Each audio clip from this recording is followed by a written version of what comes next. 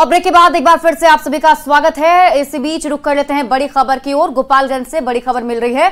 गोपालगंज में लॉरेंस बिश्नोई गिरोह की धमक देखने को मिली है। 3 गुर्गों की गिरफ्तारी का मामला है। पाकिस्तान से हथियार यहां सप्लाई किया जा रहा था। 2 दिनों के रिमांड पर 3 अपराधी को लिया गया है। बताया जा रहा है कि अमन साहू गैंग से ये तीनों ही जुड़े हुए हैं। गोपालगंज में राजस्थान के कमल राव, दिनेश सिंह रावत और मुजफ्फरपुर के शांतनु शिवम की गिरफ्तारी हुई है। गिरफ्तारी करने के बाद ऑस्ट्रेलिया निर्मित 4 विदेशी पिस्टल भी जब्त किए गए थे। मोतिहारी और मुजफ्फरपुर में बड़ी घटना को अंजाम देने की तैयारी थी, जिसका पुलिस ने समय रहते ही खुलासा कर दिया है।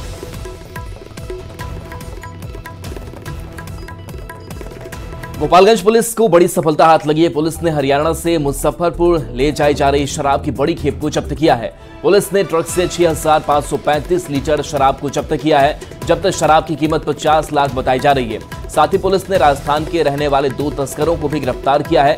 गिरफ्तार तस्करों की पहचान राजस्थान के बाड़मेर जिला निवासी गेमराव और पप्पू राम के रूप में हुई है।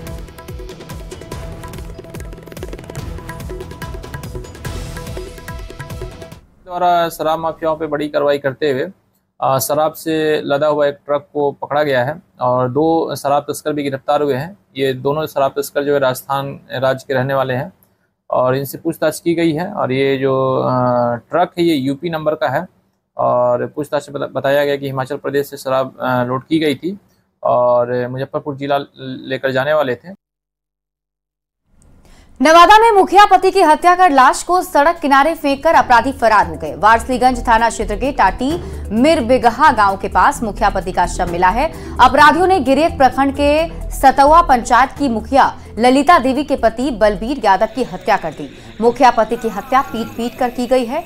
मुखिया पति की हत्या के बाद पूरे इलाके में सनसनी फैल गई।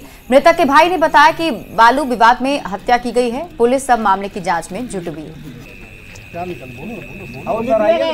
घटना कैसे हुआ है? घटना हुआ सर 7 बजे आए हाटी पर गिरिया पर थाना प्रशासन सब खड़ा था वहाँ पर।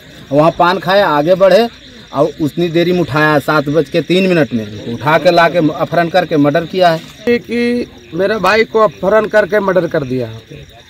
जहाँ से उठाया मेरा भाई के गिरिया घाटी से मेरा भाई घर के लिए निकला। हम उसके पीछे हम थे, समझे। हम पीछे हम थोड़ा पान पराग लेने के लिए रुक गए। जब तक तुरंत लिए और तुरंत हम चल दिए। जब तक देखे मेरा भाई से धक्का मुक्की कर रहा है। 2 गाड़ी था, एक ब्लैक कलर का गाड़ी था, एक वाइट कलर का गाड़ी था। जो ब्लैक कलर का गाड़ी था गोरेलाल यादव का बेटा का नाम से गाड़ी है, गोरेलाल यादव हुआ का। हम पहुंचे, जब तक हम गाड़ी से निकले दौड़ कर सोचे कि पकड़ेंगे, जब तक गाड़ी लेकर उड़िया गया उधर, समझे, कतरीसराय रोड में निकल गया। बड़ी खबर बेगूसराय से है, जहां फाइनेंस कर्मी की हत्या कर दी गई है। लूटपाट के दौरान फाइनेंस कर्मी की हत्या कर दी गई है।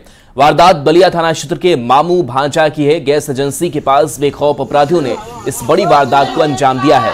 बताया जा रहा है कि बड़ी बलिया के रहने वाले कैलाश महतो के बेटे नंदू महतो की हत्या की गई है। नंदू महतो खगड़िया से अपनी बाइक से घर लौट रहा था, तभी नेशनल हाईवे पर अपराधियों ने उसके साथ लूटपाट की और गोली मारकर नंदू महतो को मौत के घाट उतार दिया। बताया जा रहा है कि नंदू खगड़िया में एक फाइनेंस कंपनी में काम करता था। हत्या के बाद मौके पर पहुंची बलिया डीएसपी नेहा कुमारी मामले की जांच में जुट गई हैं। पोस्टमार्टम के लिए भिजवाया जा रहा है और प्रथम दृष्टया देखने में लग रहा है कि गोली मार के हत्या की गई है और हत्या के पीछे का मकसद अभी क्या है क्लियर नहीं हो पा रहा है। इनके परिजन से संपर्क करने के बाद और बाकी बिंदु की जाँच करने के बाद ही स्पष्ट हो पाएगा। बड़ी खबर आपको आरा से बता दें, जहां भोजपुर पुलिस को एक बड़ी कामयाबी मिली है। अपहरण के 1 घंटे के अंदर ही पुलिस ने सही सलामत युवक को ढूंढ निकाला है। मामला जगदीशपुर थाना इलाके का है। बिहिया के सुंदरपुर बर्जा के रहने वाले शिव रंजन राय अपने चचेरे भाई शुभम राय के साथ जमीन रजिस्ट्री करवाने जा रहे थे और तभी जगदीशपुर में नयका टोला के पास 5 बदमाशों ने शुभम राय को उठा लिया और फिरौती की मांग की। पैसे देने के बावजूद भी अपराधियों ने शुभम राय को रिहा नहीं किया। जब पुलिस को इसकी खबर मिली तो पुलिस ने तुरंत कार्रवाई करते हुए शुभम को जगदीशपुर के दावा गांव से ढूंढ निकाला है और एक आरोपी पिंटू महतो को गिरफ्तार भी कर लिया है। पुलिस का कहना है कि एक बाइक भी बरामद की गई है। 4 अन्य आरोपियों की तलाश जारी है। जो वहां पर लेके गए हैं वो संख्या उनकी 5 है, जिसमें से कि 1 गिरफ्तार कर लिया गया है। त्वरित कार्रवाई करते हुए वो छुपा हुआ था, उसे घर से जाकर गिरफ्तार कर लिया गया और बाकी लोगों का कुछ सुराग मिला है, जल्दी गिरफ्तार कर लिया जाएगा। खबर जमुई से, जहां झाझा स्टेशन के प्लेटफॉर्म पर चोरी की अनोखी घटना सामने आई है। ट्रेन से उतरे युवक ने स्टील की एक टेबल की चोरी कर ली और उसे अपने साथ ट्रेन की बोगी में लेकर चला गया। चोरी की यह घटना सीसीटीवी कैमरे में कैद हो गई। बुधवार को हावड़ा जाने वाली गरीब रथ झाझा स्टेशन पर रुकी थी। इसी दौरान गुलाबी रंग का एक शर्ट पहने एक युवक ने स्टील के टेबल की चोरी कर ली। ये टेबल वाटर प्यूरिफायर के पास रखा गया था ताकि लोगों को पानी पीने में परेशानी नहीं हो। पुलिस इस टेबल के चोर की तलाश में जुट गई है।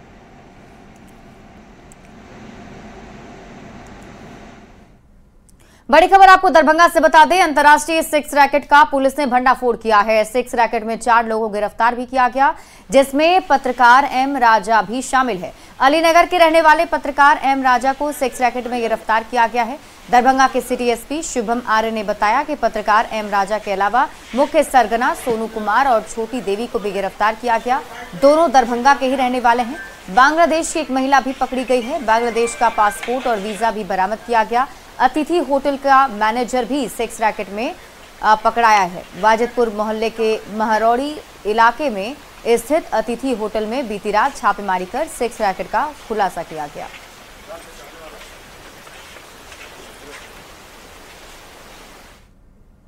होटल के एक कमरे से एक पुरुष जिसका नाम है एम राजा, जो अलीनगर के रहने वाले हैं, इनके साथ में एक अन्य महिला जो पीड़िता हैं, वो भी एक आपत्तिजनक स्थिति में बरामद हुई। उनसे और जब हमने पूछताछ किया गया तो पूछताछ के क्रम में उन्होंने भी इस बात को स्वीकारा कि इन्होंने पैसा, होटल के मालिक जो मैनेजर जो पवन कुमार, उसी को ही पैसा देकर इस लड़की को जो पीड़िता थी वहाँ से बरामद हुई थी उसको उसकी डिमांड की थी, जिसके बाद में वो पीड़िता उनके पास में आ गई थी। इस टोटल घटनाक्रम में और रात्रि की कार्रवाई में कुल 4 लोगों को अभी तक गिरफ्तार किया जा चुका है और इसके अलावा कुछ और अन्य नाम सामने आए हैं, कुछ और जो होटल्स के भी नाम सामने आए हैं और इन सभी के खिलाफ में हम लोग अभी छापामारी अभी जारी कर रहे हैं। समस्तीपुर में 2 अलग अलग जगह पर नदी में 3 बच्चे डूब गए। इसमें एक बच्चे की मौत हो गई जबकि 2 बच्चे लापता हैं। लापता बच्चों की तलाश स्थानीय गोताखोरों की मदद से जारी है। घटना विभूतिपुर से होकर बहने वाली बूढ़ी गंडक नदी और दलसिंह सराय के बलान नदी में हुई है। विभूतिपुर में बूढ़ी गंडक नदी में पूर्णिया के भाई बहन डूब गए, जिनकी तलाश गोताखोर और एसडीआरएफ की टीम कर रही है। दूसरी घटना दलसिंह सराय के बलान नदी में हुई है, जहां नागपंचमी मेला में स्नान करने के दौरान एक बच्चे का पैर फिसल गया। 1 घंटे की मेहनत के बाद उसे बाहर निकाला गया, लेकिन उसकी मौत हो चुकी थी।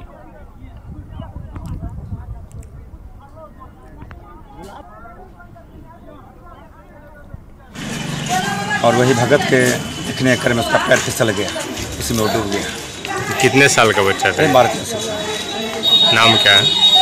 विकास कुमार नाम है। घटना कहाँ पे हुई है? ये पुल पगड़ा। मतलब कैसे आया था यहाँ बच्चा? हम लोग आए भगवती स्थान में पूजा करने के लिए। अच्छा। यहाँ बोला कुश बांधेंगे तो बच्चा सब आ गया बाबू नहाने के लिए यहाँ पर। अच्छा अच्छा। नहाने के बाद यहाँ बाबू बह गया, दोनों बेटा हमारा वो बाबू हो।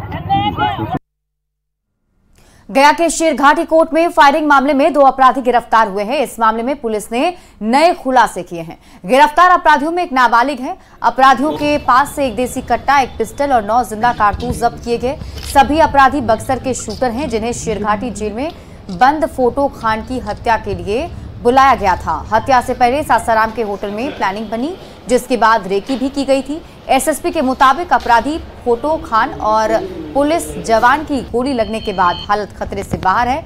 जेल में बंद फोटो खान से पुरानी रंजिश की वजह से उसके दोस्तों ने ही शूटर को बुलाया था। पूरे मामले में पुलिस आगे की जांच में जुट गई है।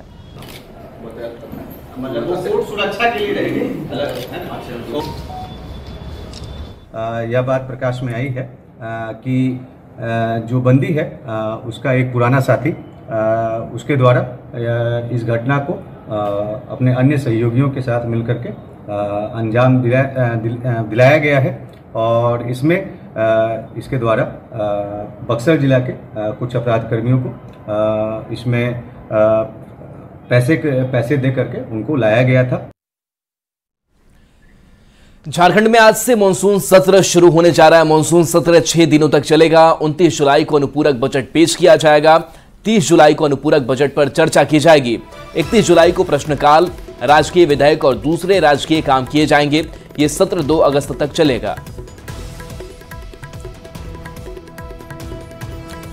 तो रांची से खबर है, जहां 6 दिनों तक ये मानसून सत्र चलने वाला है। पक्ष और विपक्ष की तरफ से दोनों तरफ से तैयारी की गई है और इस बीच कई विधायी कार्य जो है वो भी पूरे किए जाएंगे, जिसमें 29 जुलाई को अनुपूरक बजट पेश किया जाएगा। तो 30 जुलाई को अनुपूरक बजट पर चर्चा होगी। इसके साथ 31 जुलाई को प्रश्नकाल, राजकीय विधेयक और दूसरे राजकीय काम किए जाएंगे। सत्र 2 अगस्त तक चलने वाला है।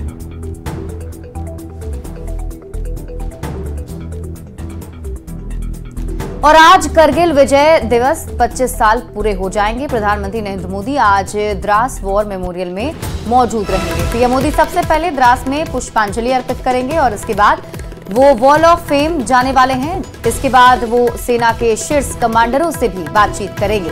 पीएम मोदी द्रास दौरे के दौरान पीएम मोदी शिंकू ला टनल का वर्चुअल उद्घाटन भी करेंगे। करगिल की लड़ाई में हमारे जवानों ने अदम्य साहस दिखाते हुए पाकिस्तान सेना को खदेड़ दिया था। इस लड़ाई में हमारे 500 से ज्यादा जवान शहीद हुए थे, जबकि 1000 से ज्यादा जवान हमारे घायल हुए थे। और ये आपको बता दें कि आज पीएम मोदी का द्रास दौरा होने जा रहा है। सेना के कमांडर से मुलाकात कर उनसे वो बातचीत करेंगे, क्योंकि आज करगिल दिवस के 25 साल पूरे हो रहे हैं। तो ऐसे में आज करगिल दिवस में शहीद हुए जवानों को श्रद्धांजलि अर्पित की जाएगी। सुबह 9:20 पर द्रास पहुंचने वाले हैं पीएम मोदी। वीर शहीदों को पीएम श्रद्धांजलि देंगे। इस वक्त मैं कारगिल युद्ध स्मारक के ठीक सामने हूँ और यहाँ पर देश के प्रधानमंत्री नरेंद्र मोदी यहाँ पर आकर के सबसे पहले श्रद्धांजलि देंगे। जहाँ पर प्रधानमंत्री नरेंद्र मोदी आकर यहाँ श्रद्धांजलि देंगे और श्रद्धांजलि देने के बाद तमाम जवानों से मुलाकात करेंगे। अगर देश के जवानों की अगर बात करें तो वो यहाँ पे देखा जा सकता है। और जिस तरह से अगर कारगिल युद्ध की अगर बात करें तो कारगिल युद्ध के 25 साल पूरे हो चुके हैं आज। और 25 साल की अगर बात करें तो आज विजय दिवस के तौर पर इस कार्यक्रम को मनाया जा रहा है। लेकिन अगर विजय दिवस की अगर बात करें तो कारगिल पर जिस तरह से फतह पाया गया था, जिस तरह से भारतीय जवानों के द्वारा पाकिस्तान के घुसपैठियों को जिस तरह से मार भगाया गया था, उसी के याद में ये विजय दिवस लगातार मनाया जाता है। लेकिन ये 25 साल पूरे हुए हैं। 25 साल में बहुत कुछ बदला है। जिस तरह से अगर बात करें सामरिक स्थितियों की अगर बात करें, सामरिक उपकरणों की बात करें, हथियार और बॉर्डर इलाकों में सुरक्षा व्यवस्था और जांच पड़ताल की बात करें तो काफी जांच पड़ताल की जो स्थिति है वो बदली है। देखिए, हालांकि यहाँ पे मैं कार्यक्रम स्थल की बात करूँ तो यहाँ पर तमाम जो इलाके में जो कहा जा सकता है सुरक्षा व्यवस्था के साथ तैयारियां की जा रही है। डॉग स्क्वाड की जो टीम है वो यहाँ पे देखा जा सकता है। K9 की जो टीम है वो देखा जा सकता है। और प्रधानमंत्री नरेंद्र मोदी जो हैं उनके आने का जो वक्त मुकर्रर हुआ है तकरीबन 9:30 से 9:45 बजे के बीच में वो आ सकते हैं। और जिस तरह से अगर देखा जाए कि देश के जवानों का और किस तरह से मनोबल बढ़ाना है और लगातार जिस तरह से प्रधानमंत्री नरेंद्र मोदी जवानों के बीच जाते हैं। और अगर इस स्मारक की बात करें तो इस स्मारक के भी कई जो खूबियाँ हैं वो है। यहाँ पे सबसे पहले मैं कहना चाहूँगा इस जगह पे भी प्रधानमंत्री नरेंद्र मोदी जाएंगे।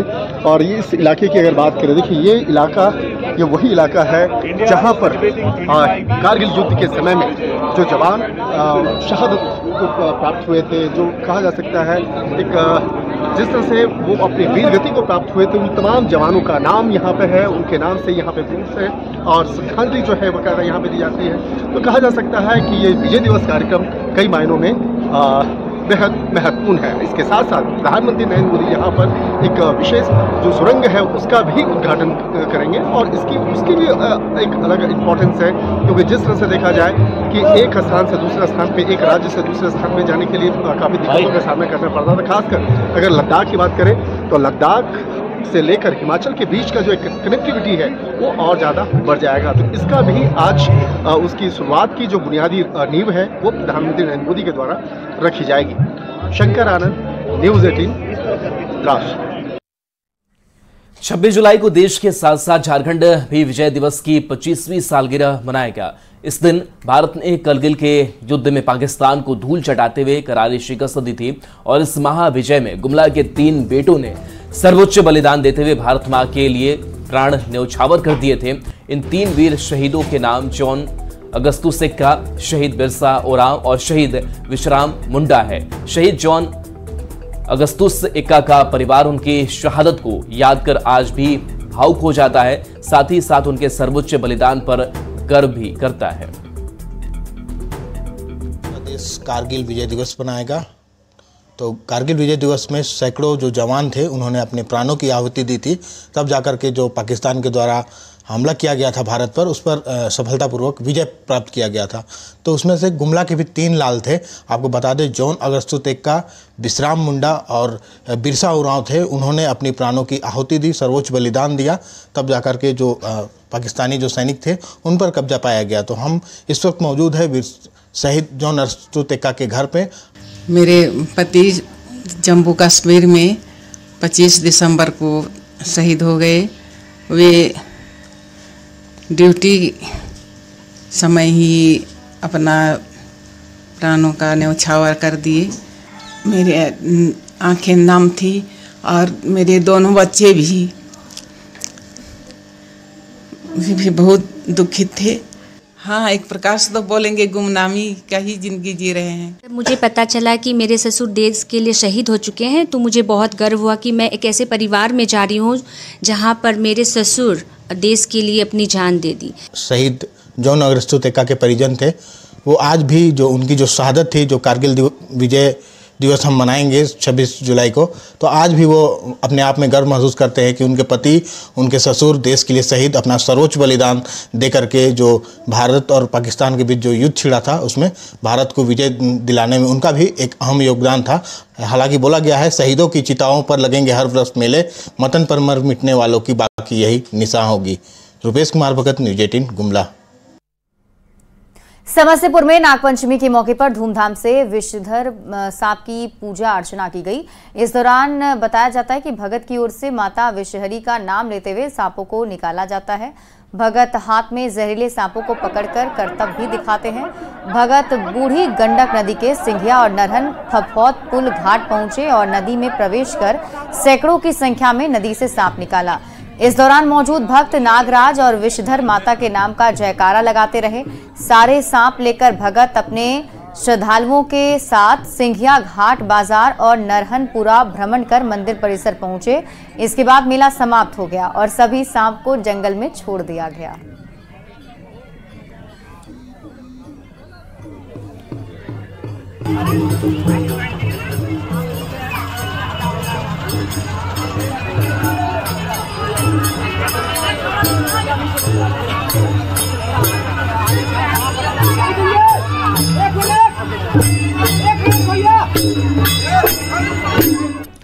आईजीआईएमएस में लगातार आईवीएफ तकनीक से इलाज में सफलता मिलने के बाद वर्ल्ड आईवीएफ डे को लेकर जागरूकता अभियान चलाया गया, जिसका नेतृत्व रिप्रोडक्टिव मेडिसिन डिपार्टमेंट की एचओडी डॉक्टर कल्पना ने किया और मरीज के साथ साथ परिजनों को आईवीएफ तकनीक की जानकारी दी। इस दौरान अस्पताल के सभी अधिकारी और अभियान में शामिल आशा वर्कर्स भी मौजूद रहे। सभी ने 2020 से अस्पताल में चल रहे आईवीएफ तकनीक से इलाज के बारे में जानकारी दी और बताया कि निसंतान दंपति को बाहर जाकर इलाज कराने की जरूरत नहीं होगी, क्योंकि कम खर्च में नई तकनीक से यहाँ इलाज संभव है। डॉक्टरों से बात की हमारे संवाददाता रजनीश कुमार ने। मेडिकल साइंस जैसे जैसे डेवलप कर रहा है वैसे वैसे आईजीआईएमएस भी सफलता की नई इबारत लिख रहा है। यानी आज वर्ल्ड आईवीएफ डे है, ऐसे में आईजीआईएमएस की तरफ से जागरूकता अभियान चलाए जा रहे हैं। ओपीडी का ये देख सकते हैं कि नज़ारा है और तमाम जो मरीज हैं, उनके परिजन हैं, उनके बीच डॉक्टरों की ये टीम है और आशा वर्कर भी है जो ग्रास रूट पर लगातार कैंपेनिंग करते हुए मरीजों के बीच आईवीएफ के बारे में जानकारी देती है। और निश्चित रूप से आईजीआईएमएस की ये पहल जो है सराहनीय है, क्योंकि आईवीएफ का प्रयोग आईजीआईएमएस में काफी वर्षों से हो रहा है और लगातार सफलता मिल रही है। तो देख सकते हैं डॉक्टरों की पूरी टीम है, अधिकारी भी यहाँ मौजूद हैं। जरा बातचीत करते हैं, हम रिप्रोडक्टिव मेडिसिन के एचओडी हैं हमारे साथ हैं, उनसे बातचीत करते हैं। ये आज वर्ल्ड आईवीएफ डे है, क्या संदेश देना चाहिए? नमस्कार। वर्ल्ड आईवीएफ डे के दिन ही आज 25 जुलाई को ही 1978 में पहला टेस्ट ट्यूब बेबी जन्म लिया था और तब ये बहुत बड़ी तकनीक थी। इस तकनीक से जितने कपल जिन लोगों को बच्चा नहीं है उन लोगों को एक आशा की किरण जागी थी और तब से पूरे डॉक्टर्स की टीम हमेशा काम करती रही है कि किस तरह से निसंतान दंपति को हम लोग बच्चा उनके घर में दे सकते, कैसे उनके घर में किलकारी गूंजे। क्या लग रहा है कि इस प्रकार के अभियान चलाने के बाद कैसा रहता फीडबैक? इस संस्थान को अपना एडवर्टीजमेंट का मौका नहीं रहता है। बाकी जगह तो लोग होर्डिंग लगा के काम करते हैं, हम लोग अपनी काम और अपनी सफलता बता नहीं पाते हैं। लेकिन इस जागरूकता कार्यक्रम से हम लोग अपने बारे में, अपने संस्थान में जो इसकी गुणवत्ता के साथ इलाज हो रही है उसके बारे में, जो सस्ते दर पे इलाज हो रहा है उसके बारे में जानकारी दे रहे हैं। आपके चैनल के माध्यम से मैं बताना चाहूँगा कि बाहर से कम 50% कम दर पे संस्थान में सब मौजूद है। यहाँ देखने की चार्ज मात्र 50 रुपीज़ में बहुत दिन से हो रही है, अभी भी वही है।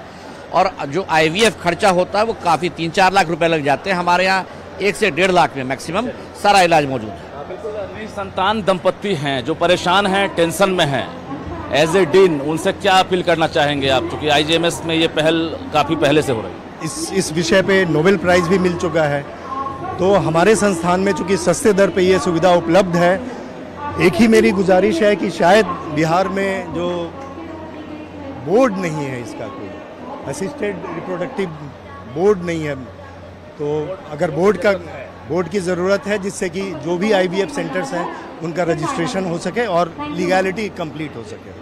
तो मुझे लगता है कि जिनको जो दंपति हैं जिनको कि निसंतान हैं, उन्हें आकर करके कम से कम एक बार इवैल्यूएशन कराना चाहिए। एक ऑनेस्ट और बहुत ही अच्छे अप्रोच के साथ ये लोग ट्रीट करने की कोशिश करते हैं। चूँकि एक बड़ा अभियान चलाना है और बड़ी आबादी है जो प्रभावित हो रही है, क्या कहना चाहेंगे? हमको बहुत अच्छा लग रहा है। हम अपना गांव से ला के हम अपना यहाँ ला के दिखाएंगे। जिसको नहीं हो रहा, पति में गड़बड़ी है कि महिला में गड़बड़ी है, जिसको ला के यहाँ हम दिखाएंगे। कैमरामैन अमित के साथ रजनीश कुमार, न्यूज़ 18 पटना। और फिलहाल इस बुलेटिन में अभी के लिए बस इतना ही। आप देखते रहिए न्यूज़ 18 बिहार झारखंड।